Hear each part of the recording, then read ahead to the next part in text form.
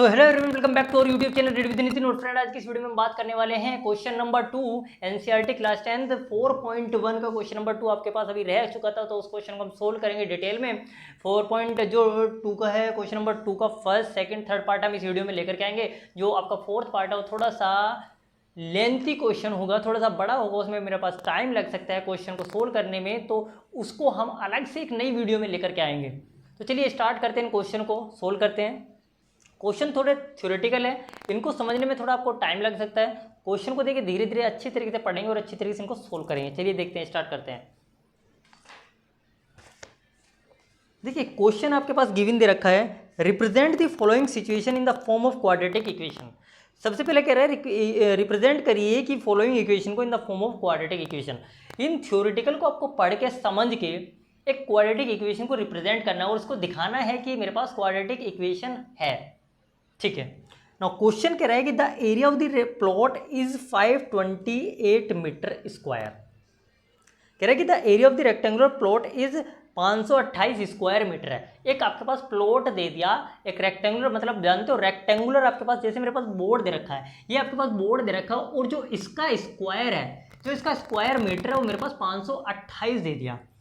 कह रहा है कि the length of the plot in metre, जो लेंथ है प्लॉट की वो मीटर में है, is 1 more than twice its breadth. जो लेंथ है उसकी प्लॉट की वो क्या है, जो ब्रेथ है आपके पास, ब्रेथ जो है उसकी ट्वाइस है और उससे एक ज़्यादा है।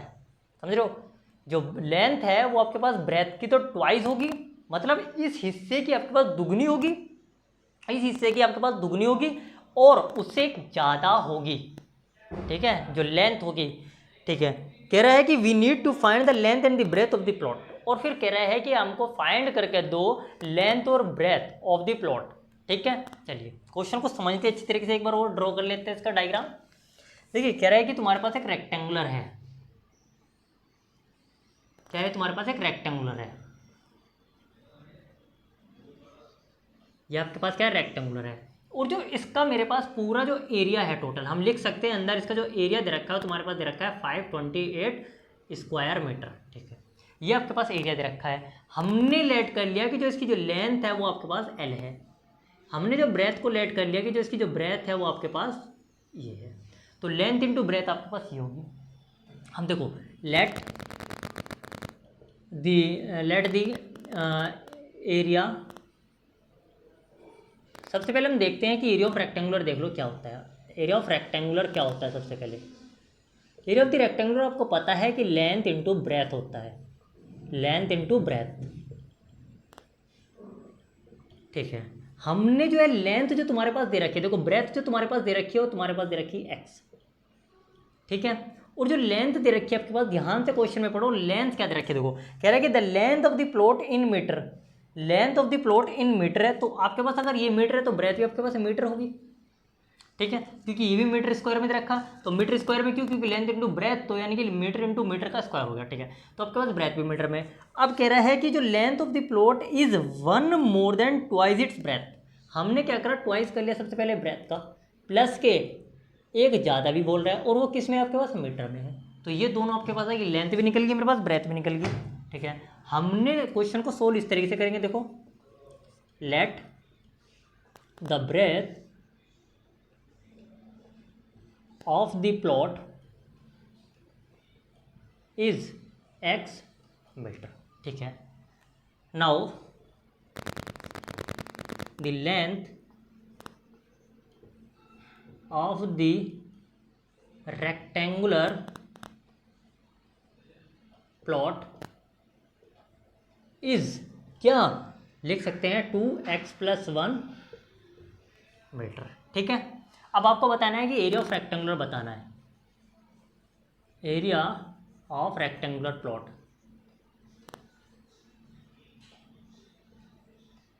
एरिया ऑफ रेक्टेंगुलर प्लॉट क्या होगा, length of plot into breadth of plot. ठीक है, तो एरिया ऑफ रेक्टेंगुलर जो प्लॉट दे रखा हो तुम्हारे पास दे रखा है 528 स्क्वायर मीटर, और इज इक्वल टू जो लेंथ आपके पास दे रखी है वो तुम्हारे पास कितनी है, 2x + 1, और आपके पास कितनी रखी है मेरे पास, x मीटर। मीटर मीटर को तो हम इक्वेट करके हटा सकते हैं, 528 हो गया इज इक्वल टू हो गया आपके पास 2x² और ये हो गया आपके पास x हो गया। तो ये इसको कर सकते हैं 2x² प्लस के x माइनस के 528 और इधर बच जाएगा आपके पास 0। तो ये आपके पास क्वाड्रेटिक इक्वेशन आ गई। तो हमारे इस तरीके से क्वेश्चन को सोल्व कर सकते हो। एक बार फिर से क्वेश्चन को देख लीजिएगा। क्वेश्चन में कह रहा है कि एक तुम्हारे पास प्लॉट दे रखा है और प्लॉट का जो एरिया है टोटल वो तुम्हारे पास 528 स्क्वायर मीटर दे रखा है और कह रहा है कि जो उसकी ब्रेथ है वो तुम्हारे पास x है। x गिवन नहीं दे रखी उसमें, x तुम्हारे पास खुद से आपको अंदाजा लगाना पड़ेगा कि x है क्या। उसने कह दिया कि जो लेंथ है वो आपके पास मीटर में दे दी कि ट्वाइस तो है ब्रेथ के, तो ब्रेथ आपके पास क्या रही होगी, x रही होगी, तो उसके ट्वाइस हो गया प्लस मोर देन वन, एक ज़्यादा होगी। तो वही सेम हमने यहाँ पर लिखी, एक ज़्यादा है और इसकी ट्वाइस है।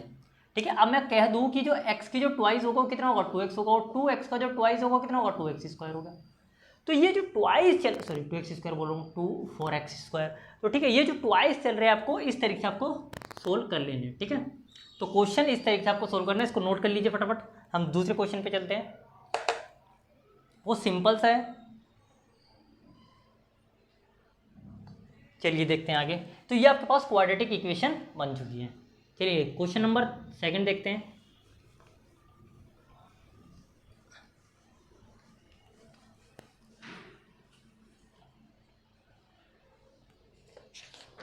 देखिए 4.2 के क्वेश्चन नंबर 2 पे चलते हैं। द प्रोडक्ट ऑफ देयर दो कॉन्जिक्यूटिव पॉजिटिव इंटीजर। सबसे पहले बात करेंगे कॉन्जिक्यूटिव क्या होता है। देखो अगर मैं कॉन्जिक्यूटिव की बात करूँ, सबसे पहले अगर मैं बात करूँ दो कॉन्जिक्यूटिव इंटीजर बताओ मेरे को, दो कॉन्जिक्यूटिव इंटीजर। मान लो इंटीजर तुम्हारे पास 1 है और 2 है, दो रियल नंबर कॉन्जिक्यूटिव कितने हो गए 1 और 2 हो गए, समथिंग कोई भी। ठीक है, अब अगर मैं बात करूँ कि जो तुम्हारे पास 1 से जस्ट अगला नंबर कौन सा होगा वो 2 होगा, 2 से अगला नंबर कितना होगा 3 होगा। भाई अगर मैं एक तो तुम्हारे पास 1 है और एक 1 प्लस के कितना 1 हो गया और एक तुम्हारे पास 2 है और एक तुम्हारे पास कितना होगा 2 प्लस के 1, तो यही तो आपके पास कॉन्जिक्यूटिव टर्म आ रही है, इनकी कॉन्जिक्यूटिव ये होगी। तो ये तुम्हारे पास कॉन्जिक्यूटिव टर्म है। उसने कहा है कि द प्रोडक्ट ऑफ दो consecutive integer is 306, we need to find the integer. ठीक है, पॉजिटिव इंटीजर लेना है, तो let the integer be x. ठीक है, be x and x plus 1। ठीक है, हमने let the consecutive positive integer, consecutive positive integer be x है और एक्स प्लस के 1। ठीक है, अब x को अगर मैं 1 डालता हूँ तो ये मेरे पास कितना हो गया 1 प्लस 1, तो यही होगा ना मेरे पास देखो 2, और यहाँ पर अगर मैं यहाँ पर 2 डालता हूँ तो मेरे पास कितना होगा 2 प्लस के 2 1, तो हो गया मेरे पास 2 3। तो आपस में दोनों कॉन्जिक्यूटिव है ना। कॉन्जिक्यूटिव का मतलब होगा कि जैसे मेरे पास ABCD है तो ए बी आपस में कॉन्जिक्यूटिव है। कॉन्जिक्यूटिव का मतलब जैसे मेरे पास नितिन नाम है मेरा, ठीक है, नितिन पाल नाम है, तो नितिन प्लस के पाल, तो ये दोनों आपस में कॉन्जिक्यूटिव वर्ड होंगे। ठीक है, चलिए तो इनका प्रोडक्ट जो है वो दे रखा है आपके पास कितना 306 दे रखा है। इनका प्रोडक्ट जो है 306 दे रखा है, सिंपल से लिख देंगे तो ये हो गया x प्लस के 1 इज इक्वल टू कितना 306 हो गया, तो हो गया x² प्लस के x हो गया इज इक्वल टू 306 हो गया। तो ये हो गया मेरे पास x² प्लस के x हो गया माइनस के 306 इज इक्वल टू 0। तो ये इसका आंसर आ जाएगा। ठीक है, तो इस तरीके से क्वेश्चन को भी सोल्व कर सकते हैं। आइए नेक्स्ट क्वेश्चन पे चलते हैं, इसको नोट कर लीजिए फटाफट, जल्दी पॉज कर लिए, नोट कर लीजिए। चलिए देखते हैं क्वेश्चन नंबर 3 क्या कह रहा है। क्वेश्चन नंबर 3 इज इंपॉर्टेंट है। क्वेश्चन नंबर 3 में थोड़ा दिमाग लगाना है आपको। देखो रोहन मदर, देखिए क्वेश्चन कह रहा है कि Rohan mother is 26 year older than him. ठीक है, देखिए तो रोहन की जो, देखिए सिंपल पहले क्वेश्चन पढ़ लीजिए। Rohan mother is 26 year older than him, the product of their age in year 3 year from now will be 360, वो we would like to find Rohan present age. देखिए क्वेश्चन में कह रहा है कि रोहन की जो एज से उसकी जो मदर की जो एज है वो 26 साल ज़्यादा है। ठीक है, जो रोहन की जो एज है, ठीक है, रोहन की एज से 26 साल ज़्यादा है, तो 3 साल बाद रोहन की मदर की एज कितनी होगी और रोहन की एज कितनी होगी। हमने दोनों की एज निकाल ली 3-3 साल बाद की। उन दोनों का प्रोडक्ट जो दे रखा है वो 360 दे रखा है। जैसे लेट रोहन एज इज कितना दे रखा, एक्स मान लिया हमने, ठीक है।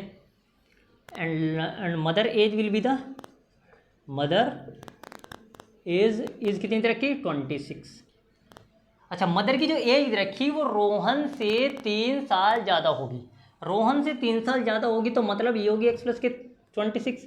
भाई 3 साल ज़्यादा तभी तो होंगी ना, 3 साल ज़्यादा, अगर देखो मल्टीप्लाई मैं यहाँ पे कर नहीं सकता, इसलिए तुमको दिमाग से भी सोचना पड़ेगा कि अगर मैं इसकी मल्टीप्लाई कर दूँ तो एज का कोई सेंस ही नहीं बनता, वो तुम्हारे पास 60-70 के आसपास चली जाएगी, तो उसका कोई सेंस नहीं है कि एज इतनी ज़्यादा हो सकती है। पॉसिबल हो सकती है, लेकिन ये पॉसिबिलिटी इतनी नहीं है, क्योंकि अगर यहाँ पर 20 साल एज होती है तो जो माता जी की जो एज होगी वो बहुत ज़्यादा हो जाएगी, तो वो सेंस नहीं बनता। तो आपको देखना पड़ेगा कि जो एज होगी वो हमेशा प्लस के हिसाब से आपको लेनी पड़ेगी या नेगेटिव में ही लेनी पड़ेगी। तो देखो रोहन की जो एज है वो एक्स है, एज है उसने बोल दिया कि 26, जो उससे 26 साल ज़्यादा है, तो मतलब रोहन की एज अगर तुम्हारे पास 2 है तो 26 साल ज़्यादा होगी, तो मेरे पास कितनी होगी, रोहन की मदर की जो एज होगी वो 28 होगी, किससे, रोहन से, ठीक है। रोहन की जो एज होगी अगर मेरे पास 3 है तो 26 प्लस इज इक्वल टू 29 जो है रोहन की मदर की जो एज होगी, ठीक है। चलिए देखते हैं अब आगे क्या कह रहा है क्वेश्चन में, आगे पढ़िए। आगे बोल रहा है कि the product of their age in 3 year from now, अब से 3 साल बाद जो रोहन की एज कितनी होगी और उसकी मदर की एज कितनी होगी, और उन दोनों का प्रोडक्ट दे रखा है कितना है, ठीक है। हाँ देखिए, next 3 year, next 3 year will be age of किसकी, रोहन की, तो रोहन की 3 साल बाद कितनी एज हो जाएंगी, एक्स प्लस के 3। भाई अब जितनी है उससे 3 साल बाद 3 ऐड ही तो हो जाएंगी। भाई मान लो मेरी एज 3 है, मान लो मेरी एज ये 10 है, तो मेरी 3 साल बाद 13 हो जाएगी। अब मेरे पास 13 है तो 3 साल बाद मेरे पास कितनी हो जाएगी, 16 हो जाएंगी, ठीक है। तो इस तरीके से आप निकाल सकते हो, ठीक है। ये होगी मेरे पास इतनी, और जो मदर की जो एज हो जाएंगी 3 साल बाद,